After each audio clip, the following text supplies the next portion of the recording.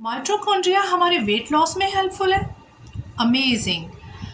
देखते हैं कि किस तरह से माइटोकॉन्ड्रिया हेल्प करता है हमारे वेट लॉस में।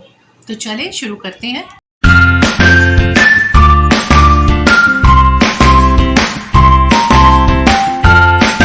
अस्सलाम वालेकुम, मैं हूँ फरखंदा ज़मीर। सब्सक्राइब करें फरखंदा ज़मीर health and weight loss channel को और मज़ीद वीडियोस के लिए बेल आइकन को प्रेस करें। इंसानी बॉडी में हज़ारों, लाखों, करोड़ों सेल्स होते हैं और इन सेल्स में होते हैं माइटोकॉन्ड्रिया। माइटोकॉन्ड्रिया क्या करते हैं? ये हमारे मेटाबॉलिज्म को जो है वो कंट्रोल करते हैं। आइदर हमारा मेटाबॉलिज्म स्लो है या फास्ट है। स्लो है तो क्यों स्लो है? इसमें माइटोकॉन्ड्रिया काफ़ी हद तक रिस्पॉन्सिबल होते हैं। क्या है कि हम क्यों इतने थके थके फील कर रहे हैं? हम रेस्ट भी नहीं कर रहे, सो भी नहीं रहे, लेकिन हमारे अंदर एक थकावट है और हमारे अंदर एक ऐसी फीलिंग्स है कि हम आराम नहीं, हमें आराम नहीं मिल रहा। हम एक्सरसाइज के लिए भी नहीं जा पा रहे हैं। हमारे अंदर वो एनर्जी नहीं है जिसकी ज़रूरत है हमें वेट लॉस के लिए। हमारा वेट लॉस भी स्टक हुआ है।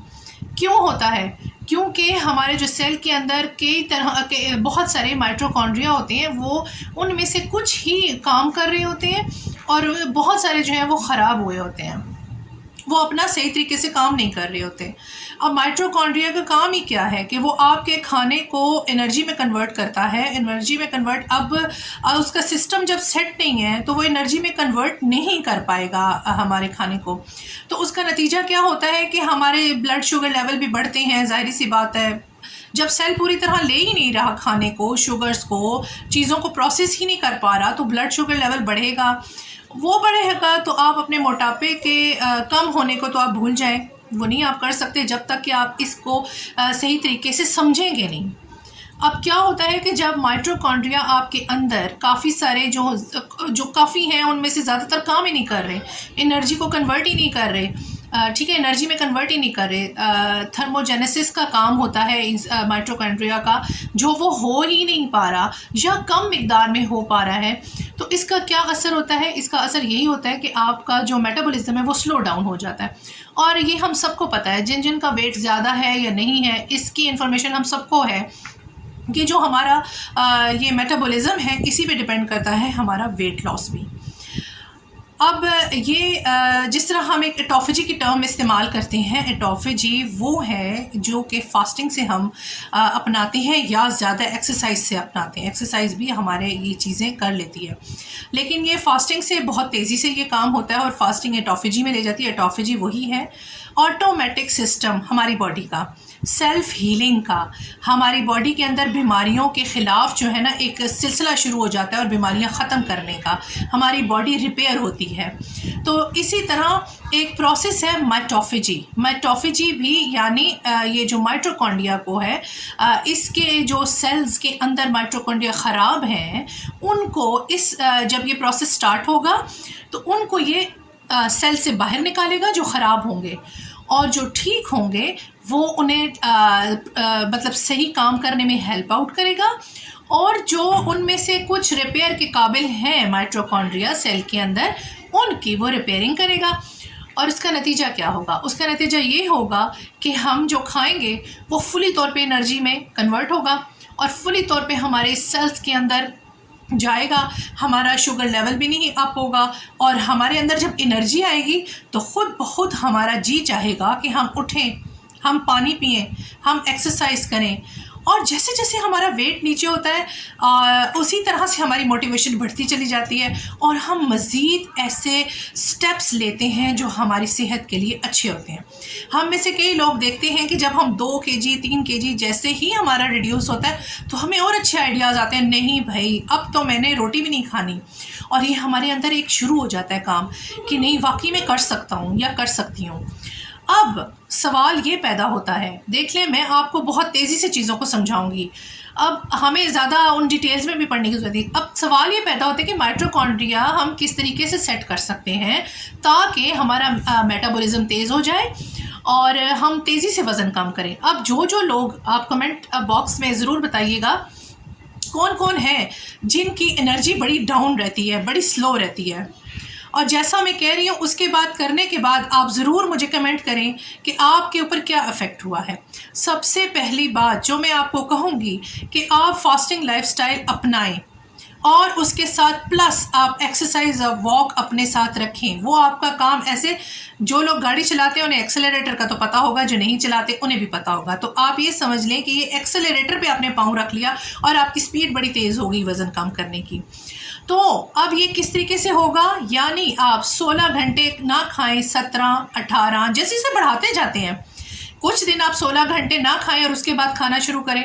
یہ نہیں کہ ایک دم کھانے پہ ٹوٹیں، کھانا آرام آرام سے چبا چبا کے 20 سے 25 طرح چبانے میں لگائیں کہ آپ نے کاؤنٹنگ کریں کہ آپ نے کتنا چبایا ہے، اس طریقے سے کریں۔ لیکن بہرحال جو مین مقصد ہے وہ یہ ہے کہ آپ کا مائٹوکونڈریا، جو میٹافیجی کا جو مائٹافیجی ایک ٹرم ہے، وہ کس طرح سے سٹارٹ ہوگا کہ آپ 16-17 گھنٹے نہیں کھائیں گے، تو اس دوران آپ کا جو ہے نا وہ سیلز یہی کریں گے کہ جہاں جہاں بھی جو خراب مائٹوکونڈریا انہیں سیل سے باہر نکالنا ہے، جو ریپیئرنگ کے قابل انہیں ریپیئر کرے گا، اور اس طرح آپ کا سسٹم ٹھیک ہوتا چلا جائے گا۔ سسٹم ٹھیک ہوتا چلا جائے گا، خود بخود انرجی، کھانے کی جو انرجی ہے وہ فلی طور پر آپ کی باڈی میں جائے گی، آپ صحت مند ہوں گے، ٹھیک ہے، صحت مند ہوں گے، آپ کا جو ہے وہ میٹابولزم تیز ہوگا، اور میٹابولزم تیز ہوگا تو آپ کبھی بھی بیڈ پہ نہیں بیٹھے رہیں گے، آپ کبھی بھی صوفے پہ بیٹھ کے جو ہے نا پریشان حال نہیں بیٹھیں گے کہ کیا کریں، وزن بھی کم کرنا چاہ رہے ہیں، کوئی ہمیں موٹیویشن بھی نہیں مل رہی،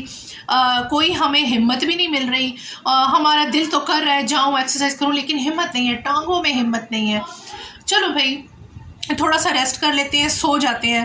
اب ہم سونے آئے ہیں تو ہم نے نیند بھی نہیں آ رہی، ہم مطلب ریسٹ لیس ہوئے ہوئے ہیں، تو یہ سارے کام ٹھیک ہو جائیں گے۔ آپ فاسٹنگ کریں 16 گھنٹے 17 گھنٹے، جیسے جیسے آپ آگے بڑھا سکتے ہیں، 18 گھنٹے 24 گھنٹے 48 گھنٹے، ان کو بڑھائیں آپ، اور اس دوران پانی خوب پئیں، ایکسرسائز کریں، اور جو ہے آپ انشاءاللہ دیکھیں گے اور کمنٹ باکس میں ضرور بتائیں کہ آپ کو کتنا لگا کہ آپ کا ماشاءاللہ سے مائٹوکونڈریا ٹھیک کر دیا آپ نے فاسٹنگ سے۔